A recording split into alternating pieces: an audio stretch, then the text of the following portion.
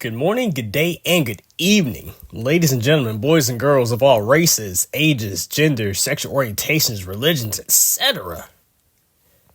Today's video is going to be one that may be a bit daunting, as it will be one of a notorious individual. I first heard about this person that my mother mentioned, as it was a person from the city I was born in, and the city she lived in for a period in her life. He is a veteran, a felon, and worst of all, a serial killer. I'm talking about Gary M. Heidnik. One may ask, to his or herself, who is this guy? And why did he become the person that he is? Well,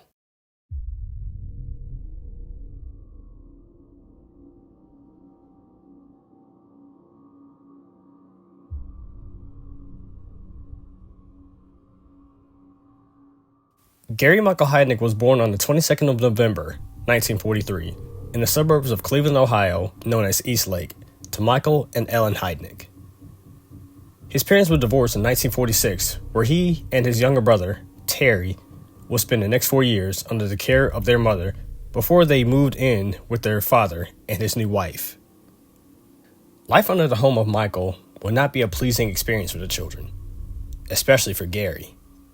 He was the frequent target of his father's brutal care, for Michael, as Heidnik claimed, would physically and emotionally abuse him.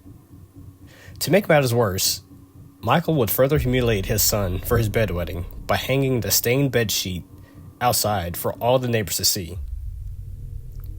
Terry would even make note of the abuse in a 1987 interview by saying, "It got to the point where we'd be afraid to pick anything up because he'd beat us if we dropped something like a glass or something, as well as I was knocked unconscious once." Further humiliation would come Gary's way when he fell off of a tree, which left him with a misshapen head. In school, where he would not interact with many of his fellow classmates, he received ridicule for his head, with some calling him football head. Despite the taunt, he was an academically gifted student, having an IQ of 148. Despite this, he would drop out of the 9th grade and join the then active Stanton Military Academy in Stanton, Virginia.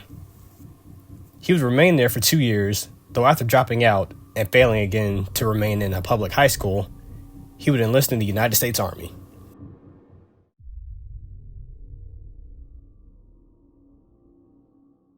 In 1961, Heidnik would request various MOSs, including military police, before he accepted being a medic. Following basic training, he would receive MOS training in San Antonio. Heidnik would then be sent to West Germany after a short period in San Antonio.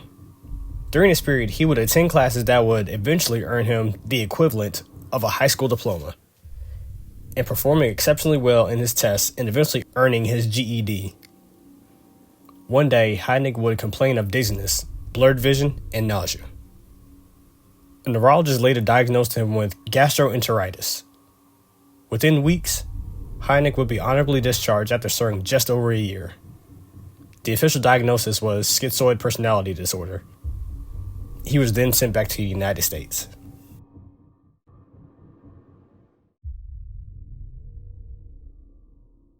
Heidnik would return to Philadelphia and spent his time in and out of jobs, being fired or quit for various reasons. He would also spend time in and out of psychiatric hospitals, where he would attempt to take his own life on numerous occasions. The same could be said for his younger brother, Terry. Even worse for Heidnik was his mother's health conditions. She was diagnosed with bone cancer and was suffering from the effects of alcoholism. In 1970, she would drink mercury dichloride and ended her own life. Heidnik would incorporate the United Church of Ministers of God in 1971 and purchased his soon-to-be notorious home of 3520 North Marshall Street in 1984. The church became a wealthy institution in 1986. It was through the church that he met his future wife and Filipino native, Betty Disto. The two would converse through mail until 1985, when she arrived in the United States from the Philippines. The two married 1 month later. The marriage would not last long, as Heidnik would commit heinous acts of infidelity. He He was discovered by Betty in bed with 3 other women, with whom he would force his wife to watch as he performed sexual acts with them, and at times forced her to participate in as well. Betty was also the unfortunate victim of Heidnik's abuse, both physically and sexually. She would leave him in January 1986 and ended their short marriage. Unknown to Heidnik, Betty was pregnant with their child, and in September 1986, she gave birth to their son. He would also father 2 other children with 2 different women.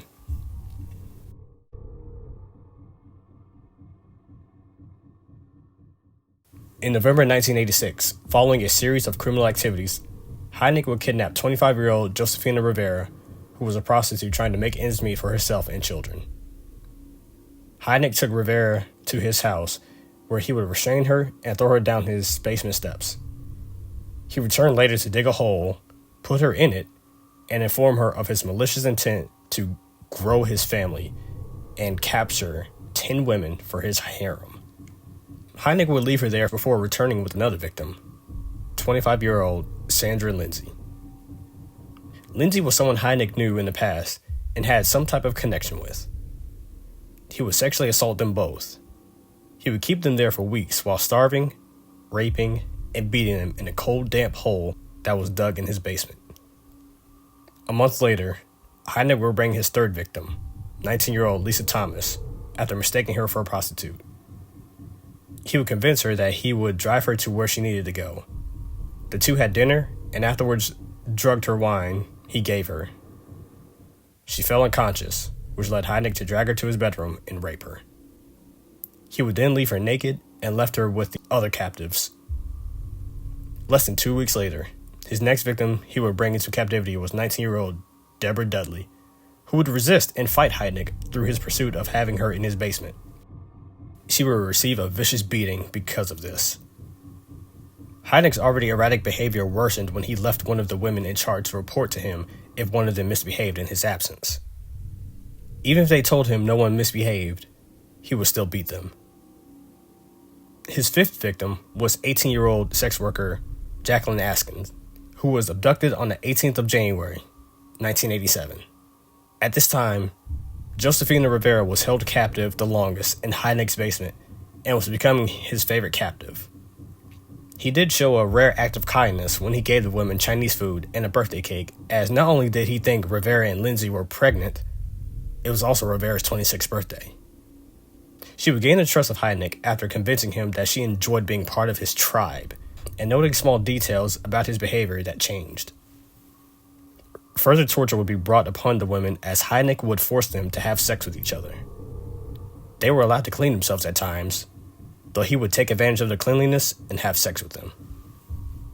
In February 1987, Heidnik caught Lindsay trying to move a plank of wood that sat on top of the hole the women were kept in. Instead of beating her as he normally does, he hung her from a single handcuff attached to her wrist from a beam in the roof for days.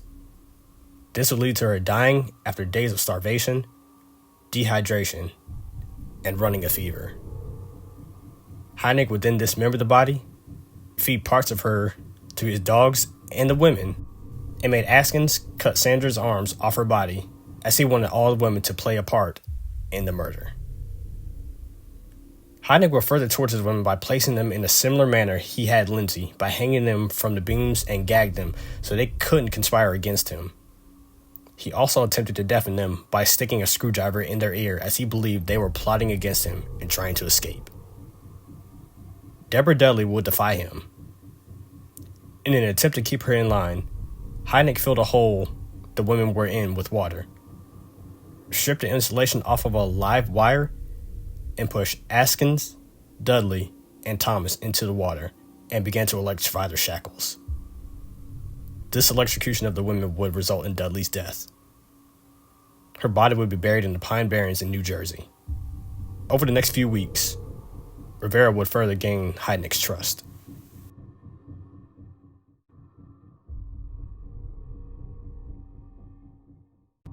In March 1987, Heidnik sought to replace the women for his harem. He, with the help of Rivera, would kidnap his final victim, a sex worker and associate of the 2 by the name of Agnes Adams. Following Adams' kidnapping, Rivera convinced Heidnik to allow her to see her children with the promise to return with another woman. He told her afterwards to meet her at a nearby gas station so she could be picked up. He dropped her off at her apartment she shared with her boyfriend, Vincent Nelson. She knocked on the door frantically, and he answered the door. She pleaded Nelson to call the cops, which he did. The police arrived and she told them what she had been going through the last 4 months. They weren't convinced until she revealed the scarring on her legs where the shackles were.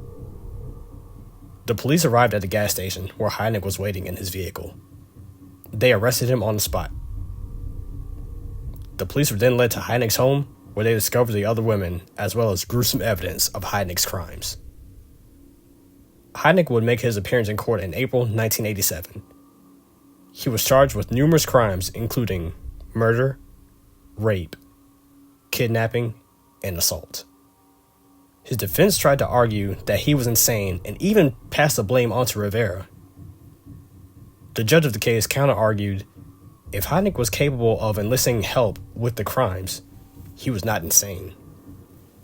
Further evidence to prove his sanity was his amassed wealth.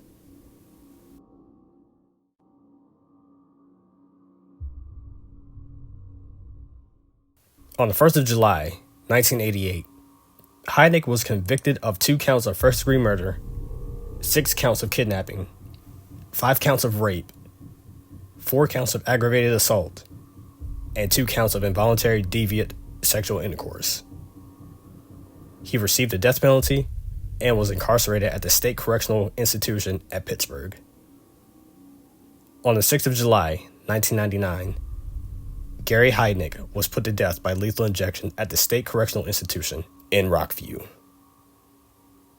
As of the recording of this video, he is the most recent of 3 people to be put to death in the Commonwealth of Pennsylvania.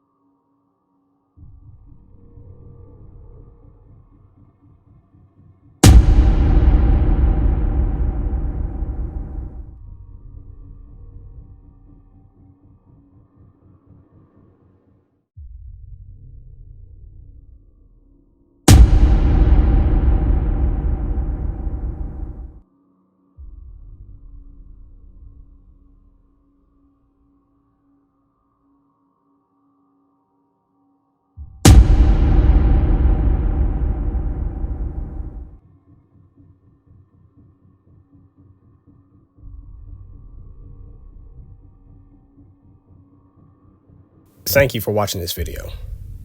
My mother served as an inspiration for this video, as she told me about Gary Heidnik. I didn't realize until recently how close his home was to my family's home, who were and are still in Philadelphia. I do have to say, after doing research on Gary Heidnik, he didn't deserve lethal injection. In my opinion, instead, he should have been put through the same treatment he put his victims through. Death was too quick of a punishment for him.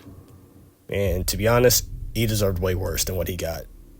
While I do feel some empathy for him, for his upbringing under the brutal care of his father, that is no excuse for his actions that led to the torture of 6 women and the deaths of 2 of them. I also want to say that we should not take our day-to-day lives of going to a job we may hate or whatever sense of freedom we may have for granted. You never know if the house you're passing by may contain captives who are being tortured. You never know if the person you walked by on the sidewalk while you're distracted on your phone or just simply minding your business is planning on harming you in some manner. You never know that your neighbor who seems kind and caring is secretly conducting malicious actions in his or her home under the facade that he or she is a church-going, God-fearing individual. You just never know until it's too late. It also makes me wonder, how many more Gary Heidniks are there in the world who are not only doing similar crimes as him, but are currently getting away with it as we go about our day-to-day lives? Be safe out there, ladies and gentlemen. And with that being said, thank you for watching. Take care of yourselves. Make good decisions. And please try to have a wonderful rest of your day.